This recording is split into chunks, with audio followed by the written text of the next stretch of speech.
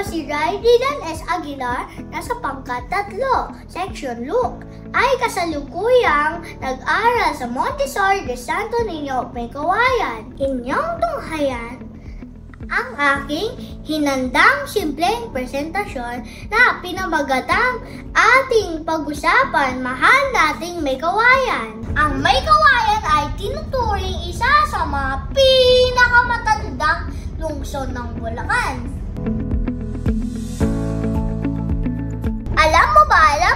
Alam mo ba, ang May Kawayan ay mula sa wikang Tagalog na May Kawayan.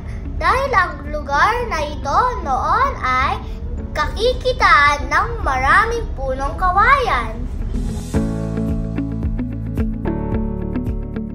Alam mo ba na isa sa pinakamatandang simbahan sa Pilipinas na itinatag ng mga praileng Franciscano noong 1578 ay makikita sa May Kawayan? Ito ay simbahan ng San Francisco ng Assisi.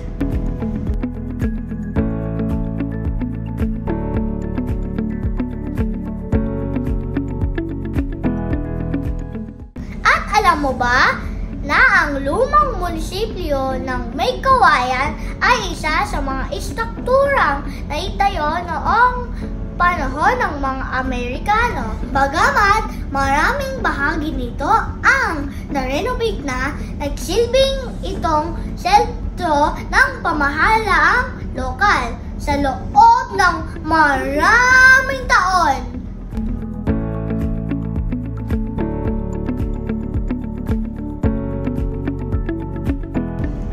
Salamat po sa pagkikinig. Hanggang sa muli. Paalam!